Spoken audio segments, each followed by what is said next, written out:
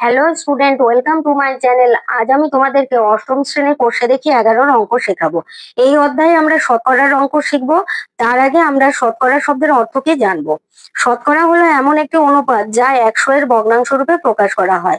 অন্যভাবে বলা যায় শতকরা একটি ভগ্নাংশ যার প্রতি ক্ষেত্রে হর 100, অর্থাৎ প্রতি 100-তে যত হবে সেটাই শতকরা।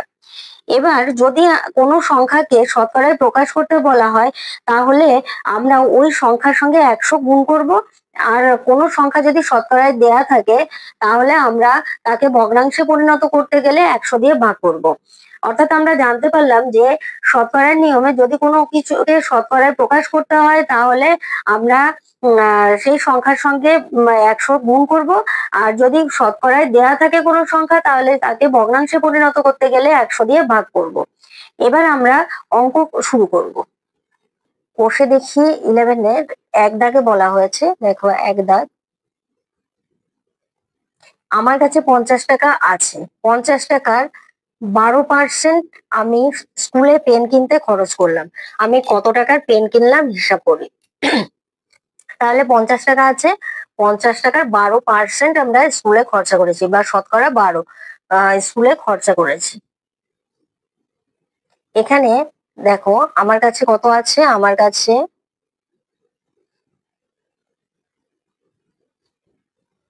আছে 50 টাকা।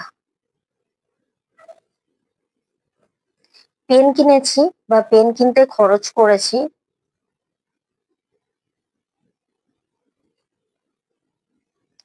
খরচ করেছি 12%। এবার আমি কত টাকার পেন কিনলাম, অতএব আমি পেন কিনলাম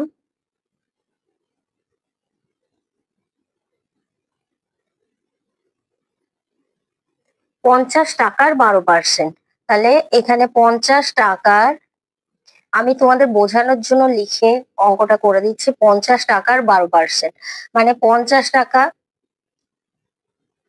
এর 12%। এর মানে আমরা জানি গুণ। 12% কে যদি আমরা ভগ্নাংশে প্রকাশ করি, তাহলে কি হবে, 12/100, এত টাকা। পার্সেন্ট উঠে গেল, তাই আমরা টাকায় লিখলাম। এবার 50, 50 দুগুণে 100, 6 দুগুণে 12, 6 টাকা। তাহলে আমি কত টাকার পেন কিনলাম, অতএব আমি 6 টাকার পেন কিনলাম।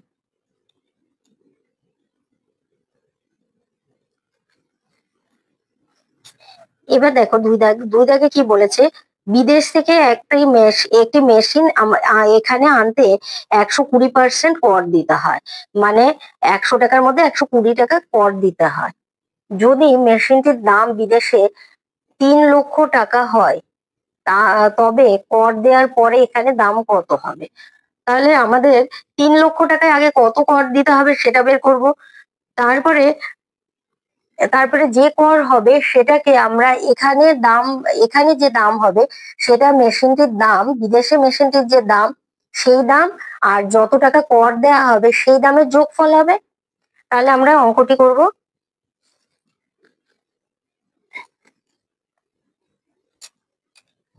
দেখো অঙ্কে কি বলা হয়েছে, যে বিদেশে মেশিনটির দাম ছিল, বিদেশে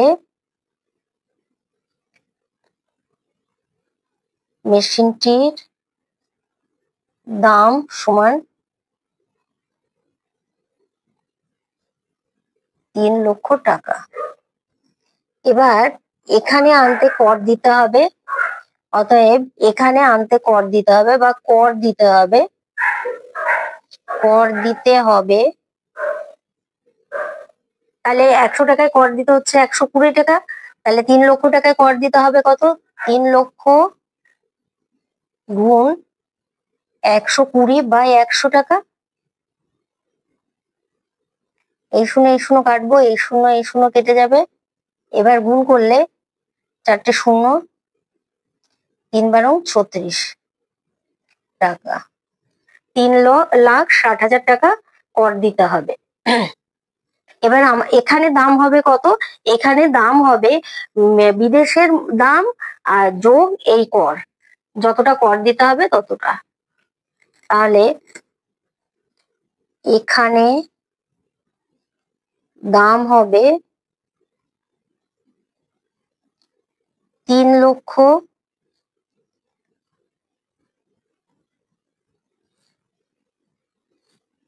টাকা।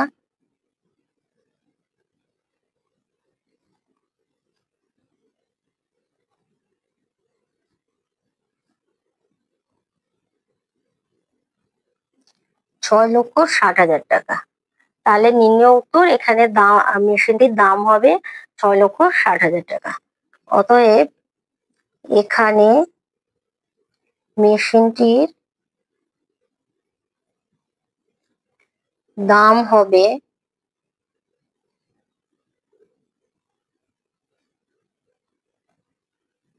টাকা।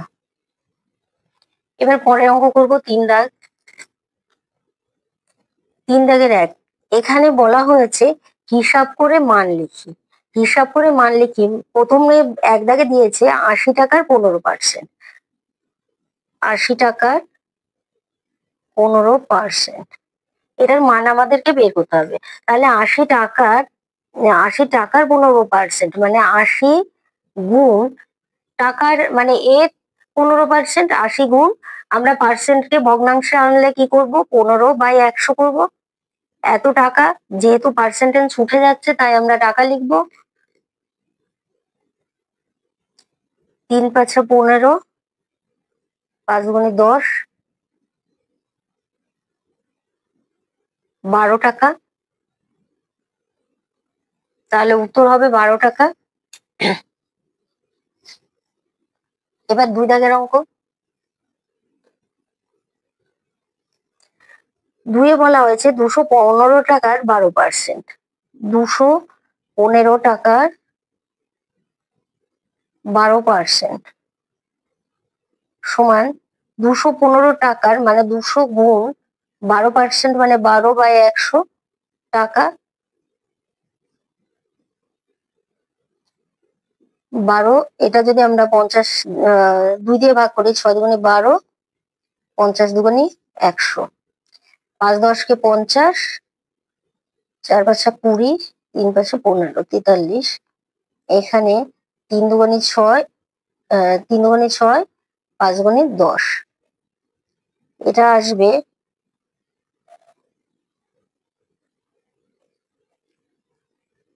এত টাকা। একে আমরা দশমিকে করব, এটা টাকা। দশমিকে আনলে 5 × 10, 2, 29, 5 × 5 = 25, 4,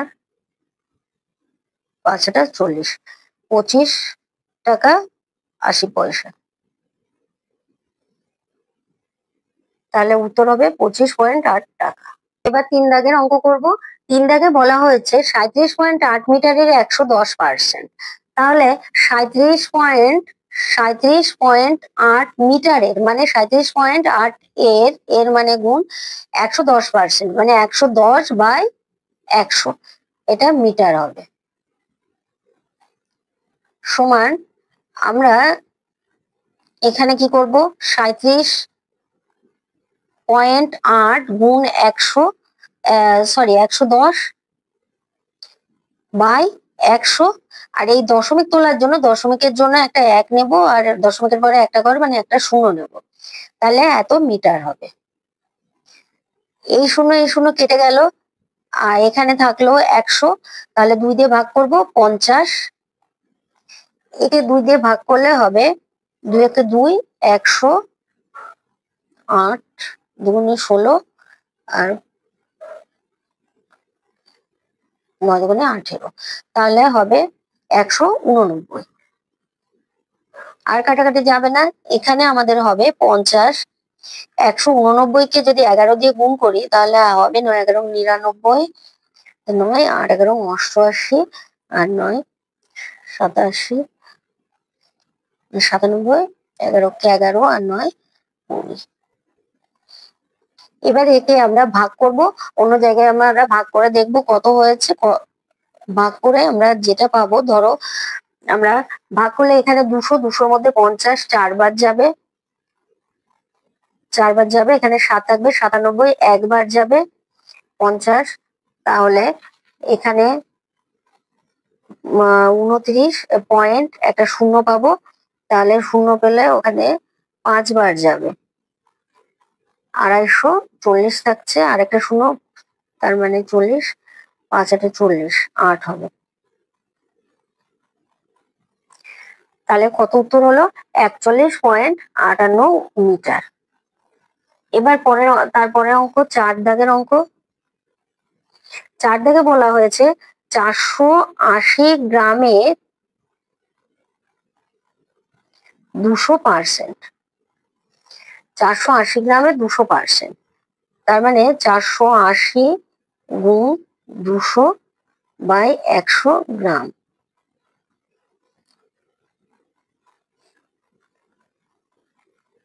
শূন্য, 8 2 16 6, 4 9, 960 গ্রাম। তাহলে উত্তর হবে 960 গ্রাম। এবার 4 দাগের অঙ্ক করব। 4-এর 1। 4-এর 1-এ কি বলা হয়েছে? 2.25 টাকা 5 টাকার শতকরা কত লিখি। তাহলে 2.25 টাকা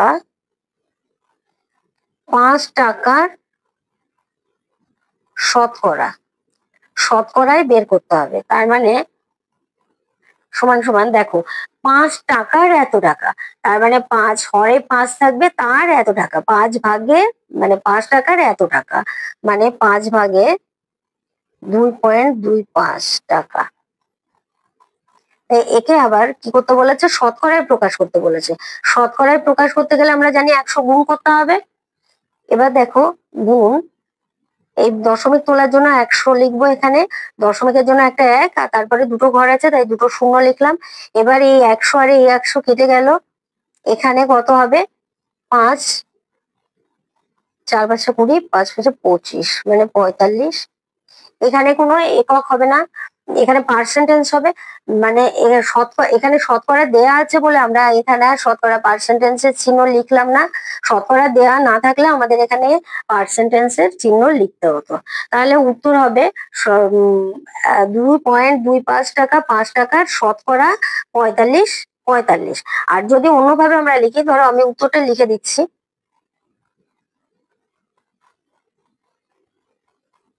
একটা হবে 2.25 টাকা 5 টাকার শতকরা 45, অথবা উত্তর এভাবেও লিখতে পারি 2.25 টাকা 5 টাকার 45%, মানে শতকরা 45।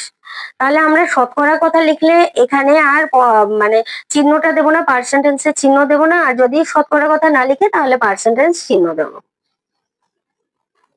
2 দাগের অঙ্ক। 2 দাগে বলা হয়েছে 85 গ্রাম 17 কিলোগ্রামের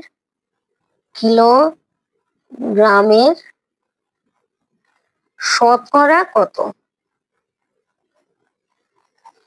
এবার দেখো, একটা গ্রাম আছে, একটা কিলোগ্রাম আছে, আমাদেরকে একক যে কোনো একই রকম এককে নিয়ে যেতে হবে। তাহলে আমরা কিলোগ্রামকে গ্রামে নিয়ে যাই, তাহলে আমরা এখানে লিখতে পারি 85 গ্রাম 17 কিলোগ্রাম সমান কত গ্রাম। দেখো, 1 কিলোগ্রাম সমান 1000 গ্রাম, তাহলে 17 কিলোগ্রাম সমান কত গ্রাম হবে? 17,000 গ্রাম। এর শতকরা, গ্রামের শতকরা আমি পাশে লিখে দিলাম 17 কিগ্রা সমান 17 গুণ 1000 সমান 17,000 গ্রাম।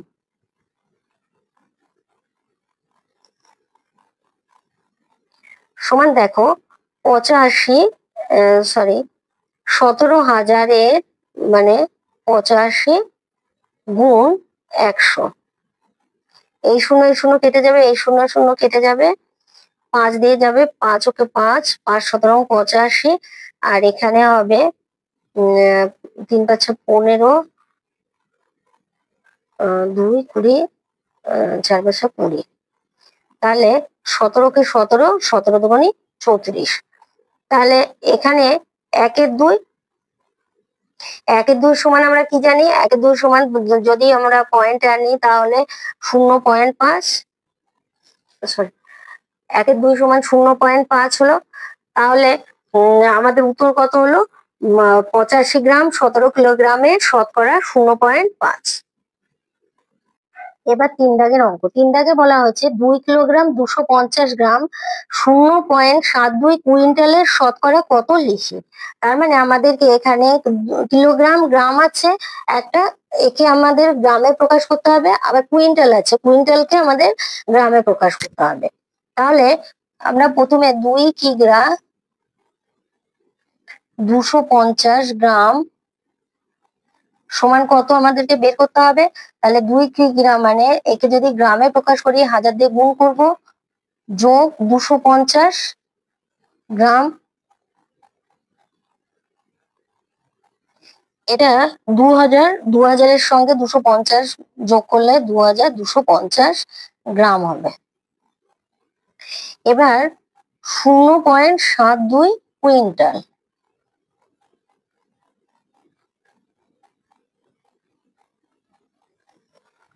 তাহলে 0.72 কুইন্টাল মানে 100 কিলোগ্রামে 1 কুইন্টাল। তাহলে 100 কিলোগ্রাম 0.72 গুণ 100, এটা কি গ্রা হবে? 7200 মানে 72 কিগ্রা। একে যদি আমরা গ্রামে প্রকাশ করি তাহলে কি হবে? 72 গুণ 1000 সমান 72,000 গ্রাম। এবার আমরা লিখবো অতএব 2 কিগ্রা 250 গ্রাম 0.72 কুইন্টালের শতকরা সমান 2 কিলোগ্রাম 250 গ্রাম সমান কত গ্রাম বের করেছি? 2250। তাহলে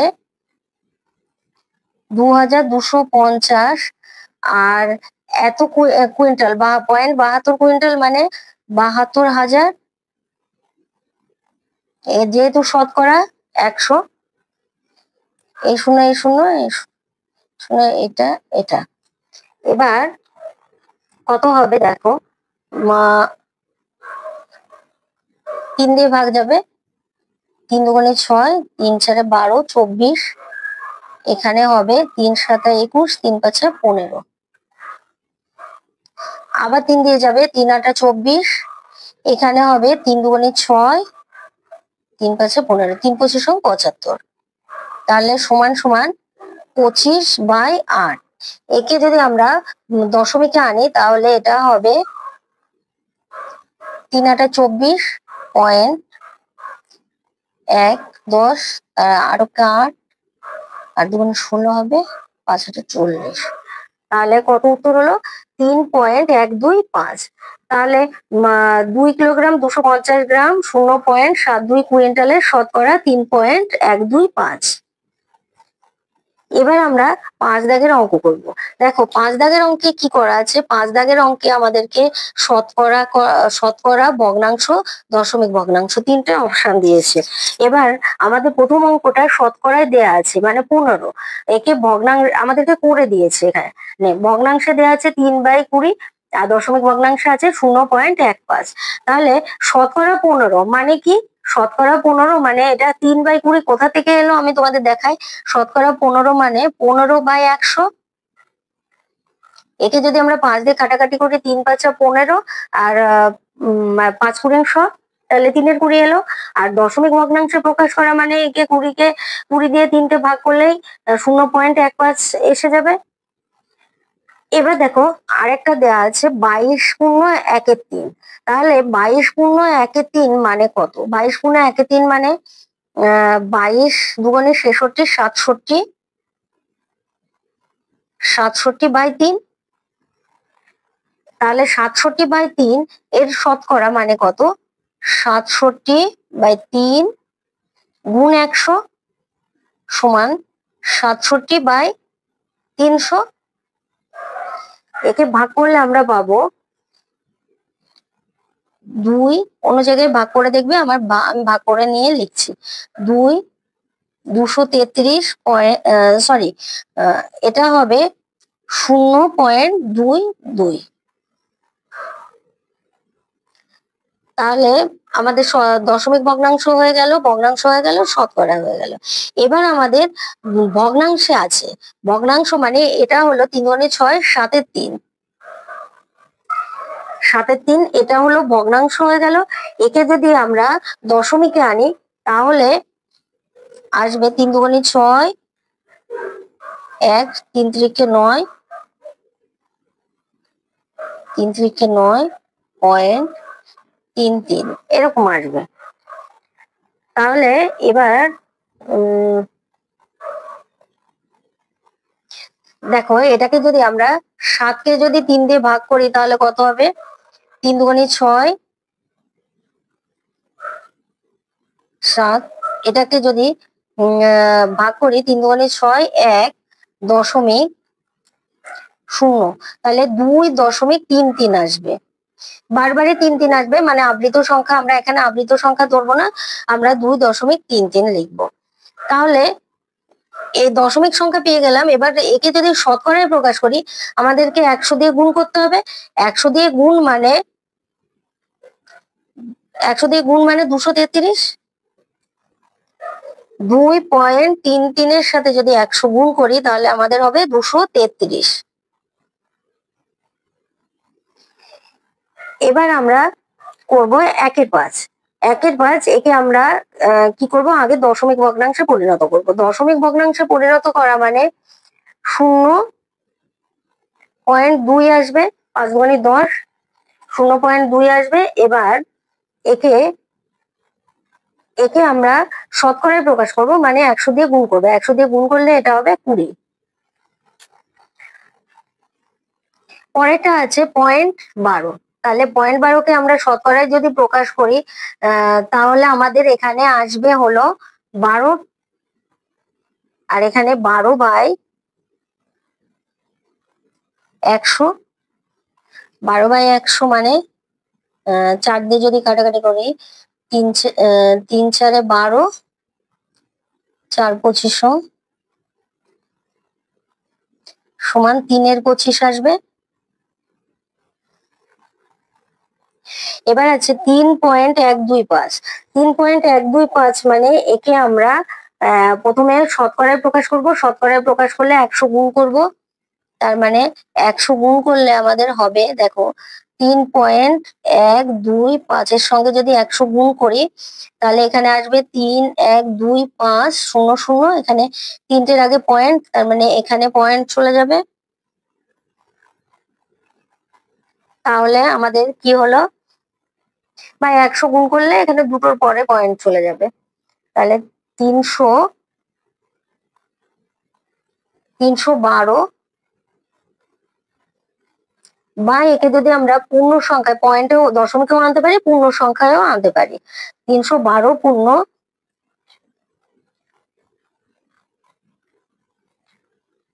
12 পূর্ণ 1/2 আসবে। এবার একে আমরা 100 দিয়ে যদি ভাগ করি তাহলে 100 দিয়ে ভাগ করলে এটা আসবে 3 পূর্ণ 1/8। তোমরা 100 দিয়ে ভাগ করে দেখবে, এখানে আসবে 3 পূর্ণ 1/8। এবার 125 আছে। 125 মানে 125কে যদি আমরা 100 দিয়ে ভাগ করি তাহলে কি হবে? 5 25 125, 4 25 100। তার মানে এটা 5-এর 4 লিখতে পারি, অথবা আমরা একে পূর্ণ সংখ্যায় আনতে পারি। 4 অক্ষে 4, 1-এ 4, 4 অক্ষে 4 আর 1 5, 5-এ 4। এবার একে দশমিকে আনলে বা আমরা সরাসরি 5/4 লিখবো, বা 5/4, কারণ কি একে দশমিক করব। 1.25। তাহলে আমরা বুঝলাম শতকরাকে ভগ্নাংশে কিভাবে আনবো, ভগ্নাংশ থেকে দশমিক ভগ্নাংশ, আবার দশমিক ভগ্নাংশ থেকে শতকরায় আনবো কি করে, বা ভগ্নাংশে আনবো কি করে, সেগুলো আমরা এই অঙ্ক থেকে শিখলাম। এবার 6 দাগের অঙ্ক। 6 দাগে কি বলা হয়েছে? 6 দাগে বলা হয়েছে জলে হাইড্রোজেন ও অক্সিজেন 2.1 অনুপাতে আছে। জলের মোট পরিমাণ হাইড্রোজেন ও অক্সিজেন শতকরা কত আছে লিখি। তাহলে দেখো, হাইড্রোজেন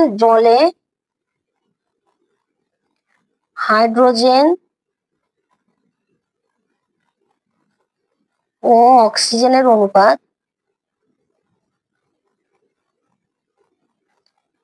2:1। তার মানে হাইড্রোজেন আছে 2 ভাগ আর অক্সিজেন আছে 1 ভাগ। এবার আমরা এখান থেকে হাইড্রোজেন আর অক্সিজেনের আনুপাতিক ভাগার বের করব। হাইড্রোজেনের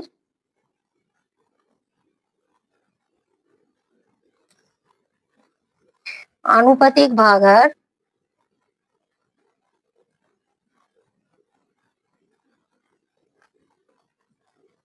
এখানে মোট জলের পরিমাণ হলো 2+3, আর হাইড্রোজেন আছে 2, মানে 2+1 সমান 3 হবে। এত অংশ,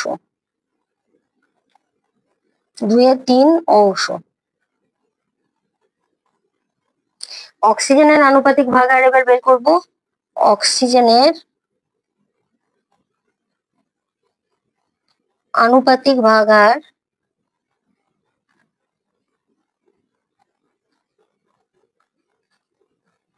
1/3 অংশ। তাহলে এবার বলা হচ্ছে শতকরা কত আছে। শতকরা মানে আমাদের 100-র মধ্যে কত হাইড্রোজেন আছে আর 100-র মধ্যে কত অক্সিজেন আছে। তার মানে আমরা লিখবো হাইড্রোজেন, মোট পরিমাণে হাইড্রোজেন শতকরা কত। হাইড্রোজেনের শতকরা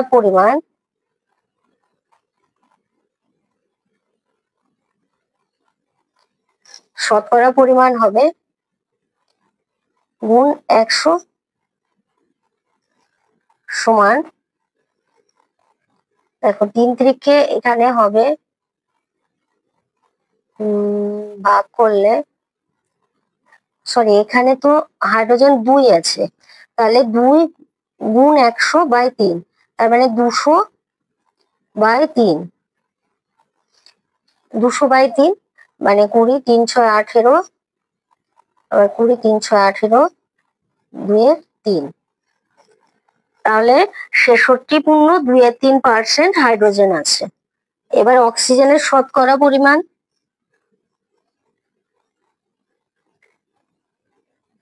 অক্সিজেনের শতকরা পরিমাণ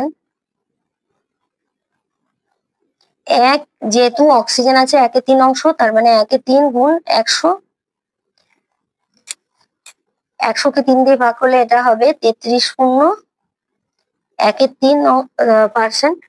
যেহেতু এখানে আমরা শতকরা লিখেছি, তাই আমরা এখানে পার্সেন্টেজ চিহ্ন দিলাম না। তাহলে উত্তর যদি আমরা লিখি তাহলে লিখবো হাইড্রোজেনের পরিমাণ 66.23% এবং অক্সিজেনের পরিমাণ 33.1/3%। 7 দাগে বলা হয়েছে হৃদয়পুরের একটি কারখানায় আগে দৈনিক 1500টি বোতল তৈরি হতো, এখন তৈরি হয় দৈনিক 1695টি বোতল। ওই কাঁচের কারখানায় উৎপাদন শতকরা কত বৃদ্ধি পেয়েছে হিসাব করে লিখি। তাহলে উৎপাদন কত বৃদ্ধি পেয়েছে সেটা আমাদেরকে হিসাব করে লিখতে হবে। তাহলে দেখো শতকরা বৃদ্ধি কত সেটা বের করতে হবে। এবার দৈনিক, আগে বোতল তৈরি হতো, আগে বোতল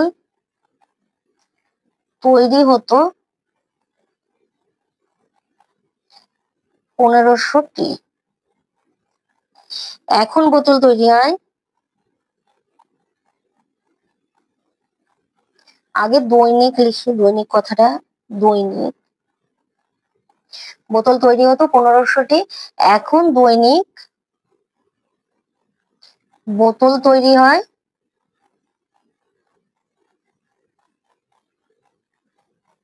1695টি। তাহলে বৃদ্ধি কত হয়েছে? উৎপাদন বৃদ্ধি, দৈনিক উৎপাদন বৃদ্ধি, দৈনিক বোতল তৈরি বা বোতলের উৎপাদন বৃদ্ধি, উৎপাদন বৃদ্ধি সমান 1695 বিয়োগ 1500টি। আগে 1500টি ছিল, এখন 1695টি, তাহলে বেশি কত তৈরি হয় বা বৃদ্ধি কত হয়? 5 9 195টি, 195টি বৃদ্ধি হয়েছে। এবার শতকরা বৃদ্ধি কত সেটা বের করব। তাহলে দেখো 1500টি বোতলে বৃদ্ধি পেয়েছে 195টি, তাহলে 100টি বোতলে বৃদ্ধি পাবে কত? অতএব বোতল উৎপাদনের শতকরা বৃদ্ধি, বোতল উৎপাদনের শতকরা বৃদ্ধি।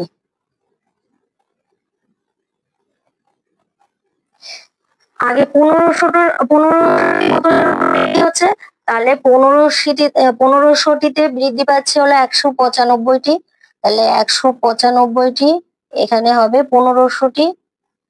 শতকরা যেহেতু 100 গুণ করব, এই 0 কাটবে, এই 0 কাটবে, এখানে হবে 15, 15কে 15, 4 5 45, 5 15 45, সরি 3 15 45, এখানে হবে 13 সমান 13। তাহলে বোতল উৎপাদনের শতকরা বৃদ্ধি হলো 13। আমরা এইভাবে লিখতে পারি, অতএব বোতল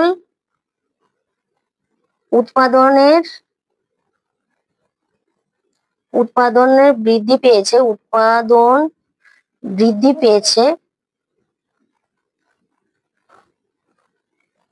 পেয়েছে 13%।